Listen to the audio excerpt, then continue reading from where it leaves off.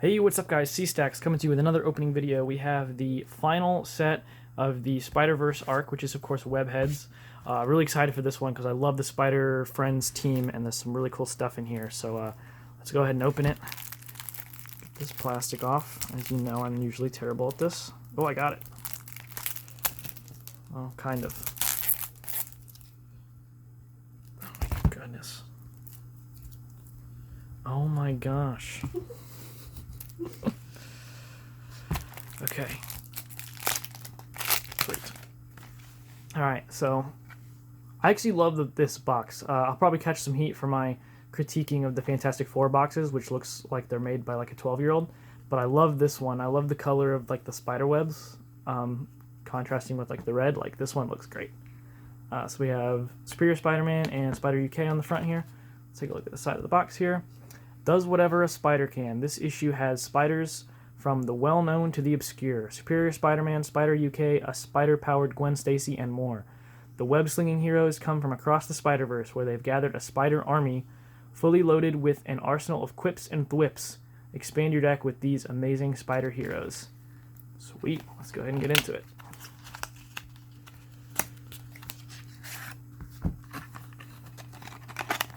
Put that off to the side. We'll hover over the rule sheet briefly. Hopefully there's no misprints in there.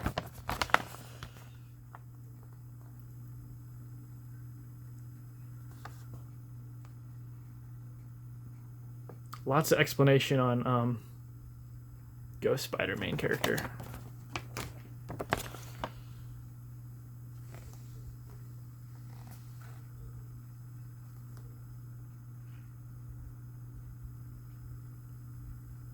Okay, so we can stop and pause that if you want to look at any of that stuff. We won't go over it though.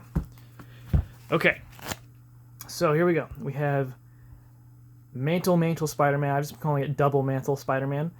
This is the Peter Parker from the Ultimate Universe, the one who died and patched the mantle onto Miles Morales, and then he came back to life. So he's a 3/4/5 health Spider-Friend main character. He has Healing Factor, main green, heal a wound from Spider-Man. That's great. And then the Ultimate Experience, level up 3. After you heal a wound from Spider-Man, he gains XP equal to the number of wounds he has left. That's remaining wounds on him, not remaining health. So like, for example, if he has 2 wounds on him, and you heal 1 with Healing Factor, you have 1 wound remaining, you gain 1 XP. So he needs to do that. He needs 3 of those. And then at level 2, oh man, this card's so awesome. At level 2, he's a 7/7, 5 health still. He's got Climb, so at the start of your turn, you may exhaust a location to put a +1 counter on him. And then he has the Oz formula. When Spider-Man gets KO'd, you won't lose the game until the end of your next turn. When a friends or family character appears on your side, put Spider-Man onto your side with 1 remaining health.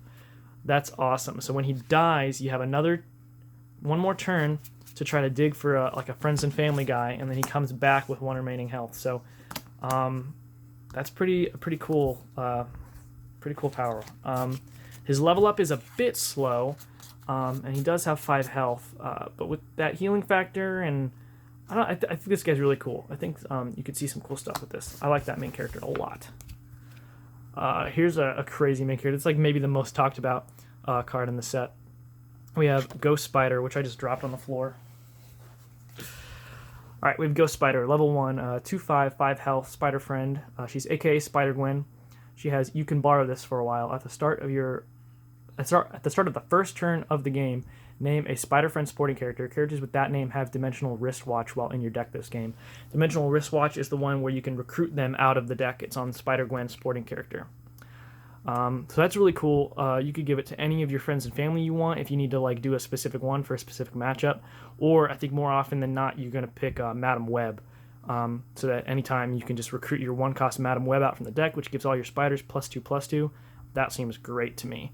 And then she has Multiverse Expert is her level up. Level up 4. When a character appears on your side, other than by being recruited, Ghost Spider gains an XP. So I'm thinking of stuff like Pixie, Dramatic Entrance, anything that brings out tokens like Squirrel Girl, or Goblin Queen. Goblin Queen would level you by herself, but she's a 4-cost. There's a couple ways you can do this. We'll see how fast or slow that is. But at level 2, this card is insane. So she's a 5/8, 5 health still. She's still AKA Spider-Gwen, of course. And then she has Sorry, I Need That Back. When Ghost Spider becomes level 2 for the rest of the game, characters in your deck lose and can't gain Dimensional Wristwatch. That's fine. And then she has Ticket to the Multiverse. Main, blue. Put Ghost Spider into another game in the room. At the start of your next turn, put her back onto her owner's side. So it's essentially just a blink her out of play ability, like Singularity or like Doorman or something, but you put her into another game in the room. And it specifies in the rule sheet that you don't have to put this into another versus game. Let's actually take a look at this, because it's interesting and crazy. Okay. So, Ticket to the Multiverse. Let's Ghost Spider jump from your game to a neighboring game. You must have permission from all players in that game before Ghost Spider can jump into their game. Oh my gosh, look at this paragraph. If no one else is playing near you, or you don't have permission to move Ghost Spider, then remove her from the game until the start of your turn. So even if you don't put her into another game, it's still just a remove from game ability. When Ghost Spider enters another game or gets removed from the game, set aside all counters and equipment. She will reappear in her original game with those counters and equipment. So nothing that happens to her in the other game really matters. If Ghost Spider enters another game of Versus, you decide which player gains control over her. She can attack, gain counters, get stunned, get KO'd, etc., just like in the original game. However, no matter what happens, she will go back to her original game at the start of her next turn. When she jumps back, any counters, equipment, etc., that she gained in the other game will be removed. If Ghost Spider enters a game that isn't Versus, it's up to the players in that game to decide exactly how she works. So some crazy stuff you can do with that. Obviously, if you're playing like competitively at Gen Con, I don't think anybody's going to want this messing up their game, especially like the opponent of the person who's going to get this. So it's essentially just a remove her from the game and bring her back next turn ability. But the flavor of it and the wackiness of it is what I love. Very cool. All right, we have Spider UK. He's a 2/5, 2 health Spider friend. He's got Spider-Verse, so he's part of that team of guys that you play all in your deck. He might be the best one, too. I can't decide between him and Spider-Gwen, but we'll get into it. He has how many worlds have you been to? Spider UK can be powered up as a small misprint. It should say powered up. It just says powered. Spider UK can also be powered up by characters with Spider or Britain in their names. Then he has I've seen multitudes. When Spider UK is powered up by a character with Spider or Britain in their name, the first time each turn, draw a card. So I love drawing cards. There's a whole ton of guys with Spider in their name, plus Captain Britain, that you can play with this guy to draw an extra card every turn. So yeah, drawing an extra card every turn, or every two extra cards every round, if you can manage to draw one card on your turn and one card on your opponent's turn, is great. This might be the best one. All right, and then we have Superior Spider-Man. Love the artwork on this thing. He's a 3/3, 5 health Spider-Friend. He's a.k.a. Dr. Octopus and a.k.a. Spider-Man. If anybody's not familiar with this in the comics, this is when Dr. Octopus put his consciousness in Peter Parker's body and vowed to be a better Spider-Man than Peter Parker ever was. A pretty cool run. He has Climb, so at the start of your turn, you may exhaust a location to put a counter on him, and then he has Who's Who, level up 2. When another character with a.k.a. appears on your side, Superior Spider-Man gains an XP. So you only need 2 of those, but there's not a whole ton of low-cost a.k.a. guys. There's like the Curt Connors card that's in here. He's a.k.a. Lizard. He's a 3-cost. There's Nomad, who's a 2-cost. Other than that, it's pretty slim pickings. So that might be kind of a slow level up. But at level 2, this card is so cool.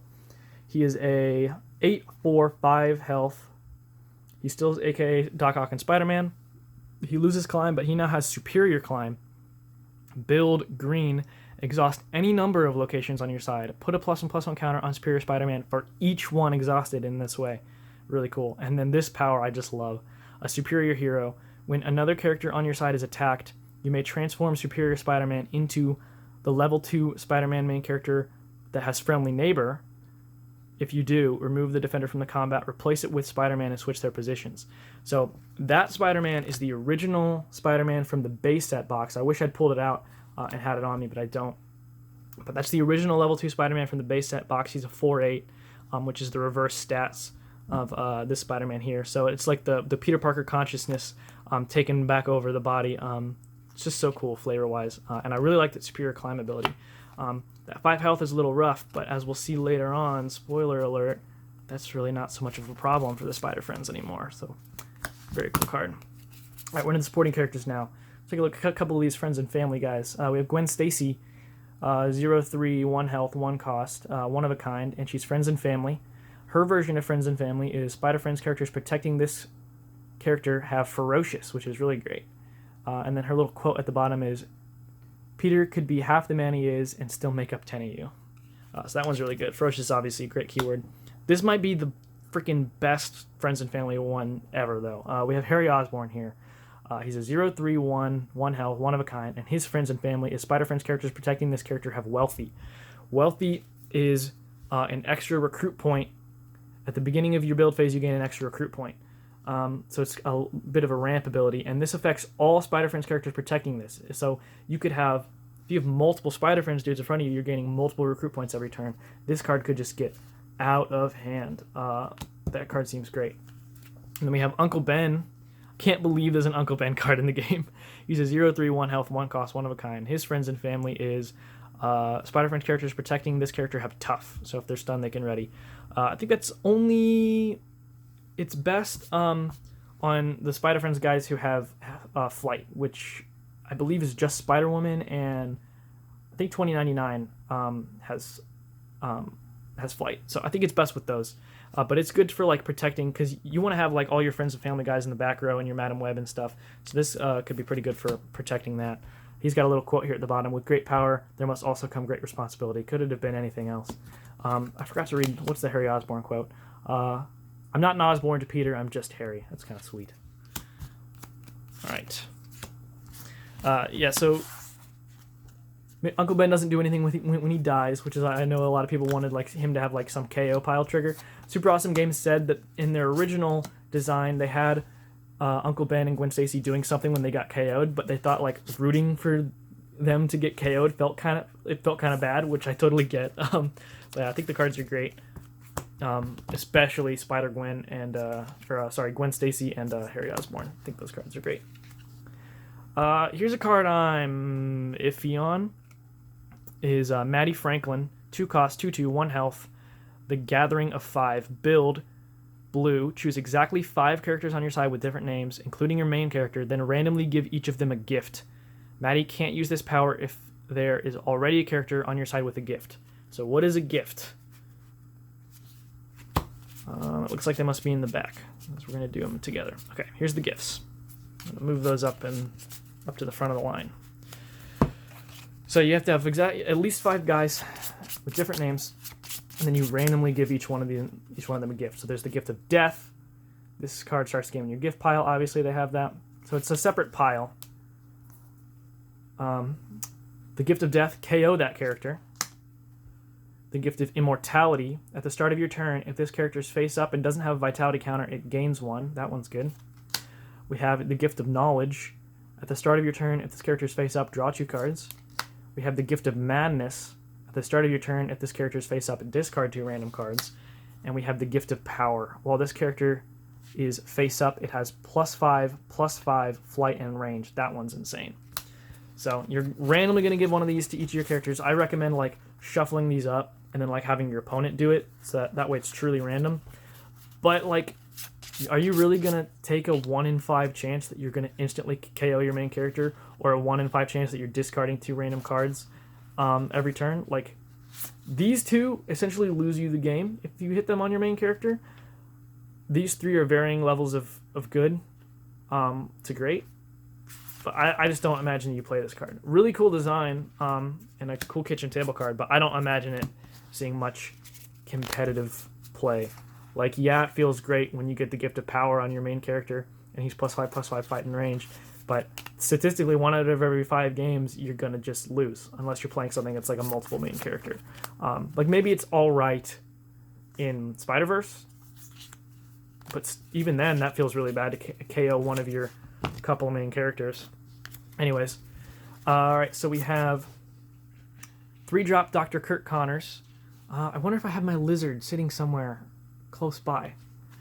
Anyway, so Dr. Curt Connors is 3 cost, 0/1, 1 health. He's AKA Lizard. He's got Genius. At the start of your turn, draw a card, and then he has the Monster Within.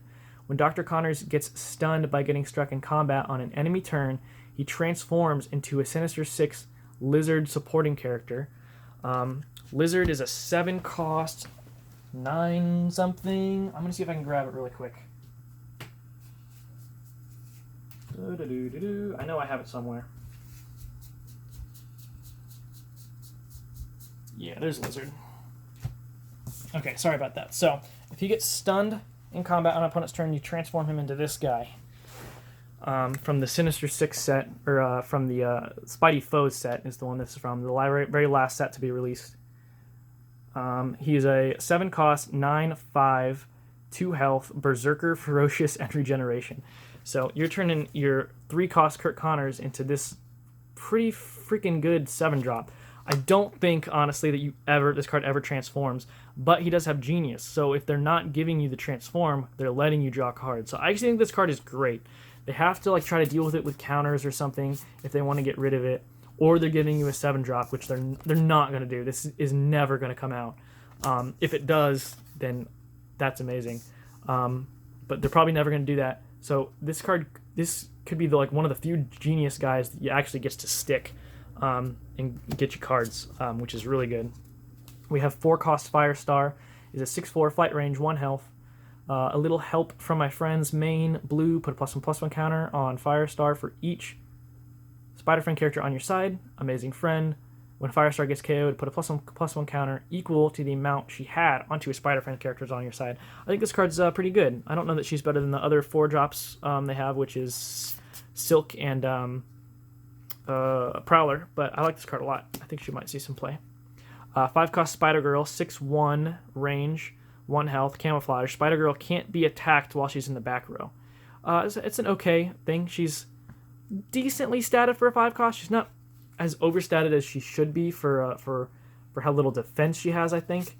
And something like a hidden weapons or what's that new one? Concealed firearm that came out is really gonna hurt her playability. We have Superior Spider-Man, 6 cost and 8/8, 1 health. Obviously, AKA Doc Ock and Spider-Man. Genius, so you draw a card at the start of your turn, and Climb, so you can exhaust a thing to put a counter on him. So he's a 9/9 on 6, maybe an 11/11 if you have Madam Web. So this card could be okay. It's tough on 6 because there's a lot of good cards on 6. Iron Man, Ghost, Hawkeye is great. I'm sure I'm missing an obvious one, but this card's okay.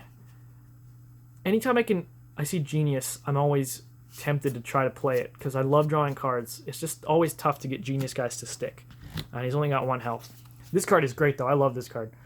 We have Double Mantle Spider-Man, 7 cost. He's a 5/10, so he's a thick boy with 2 health. He's got Ultimate Spider-Man. Spider-Man strikes an additional time in combat for each character he's protecting, which is good both aggressively and defensively, and it just gets better and better the more guys you have in your back row. So, if you got 2 guys in your back row, you're striking 2 additional times, so you could swing in and hit a guy for 15.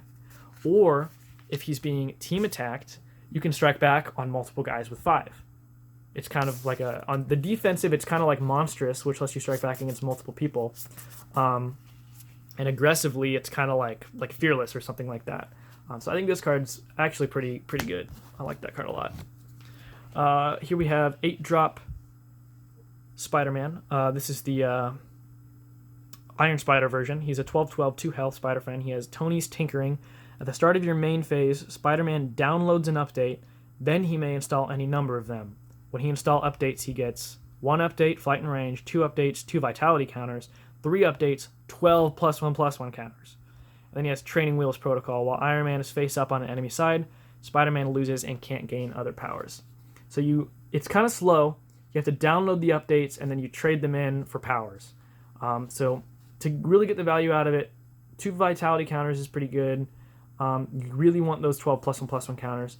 I think there's better 8 drops, but this card is kind of insane in the Miles Morales deck, the Champions Mantle Spider-Man, where you can bring this out early because he shares a mantle with Miles Morales Spider-Man. So you could bring this guy out early and maybe actually be able to resolve that. So as an 8 drop, I don't think he's great. In Miles Morales Champion Spider-Man, I think he's insane. So pretty cool card. I think this plot twist is mediocre to bad. We have Spider-Friend. Any turn combat, a Spider-Friend character in the combat gets +1/+1 this combat for each character he's protecting. So he has to be protecting a lot to get the value out of it. So you have to already have board presence for this to be any good. It also like has to be a character that's protecting something to get any value out of it. It also can only be a Spider Friends character. I think this card just has way, way, way too many limitations on it for it to be good. Like 99% of the time, fine cover is just better than this, I think. So, anyways, these cards are great. Oh my gosh. Specialized web cartridge. There's 4 of these and they're all different. One of a kind spider gears. 1 cost equipment. This one has magnetic webbing. Equipped character has range, and when it attacks an enemy character, that character's attack becomes 0 this combat. If that character is Dr. Octopus or Mysterio, stun him instead. Pretty good. This one is Sonic Disruptors. The equipped character has a range, and when it attacks an enemy character, you may daze that character. If that character is Carnage or Venom, stun them instead. Dazing is great. We have Acid Webbing. Equipped character has range, and when it attacks an enemy character, put 2 -1 counters on that character. If that character is Green Goblin or Sandman, stun him instead. That one's great. And then I think this last one, yep, is Ice Webbing. This one's my favorite one. The equipped character has range, and when it attacks an enemy character, you may freeze that character. If that character is Electro or Vulture, stun him instead. Absolutely love those cards. All really good. I especially like the freeze one. And then this card is insane. This is the best card in the box, hands down. I will go on record saying that. We have Queens. Special location, Spider-Friend team stamped. Family is a source of strength. During your build phase, your main character may pay a green. If it does, turn this location face down, then heal a wound from that main character. One of the biggest problems that Spider-Friends have been facing is that they're all 5 health guys, or obviously less if you're playing the Spider-Verse. They're all like 2s, and that's kind of solved now.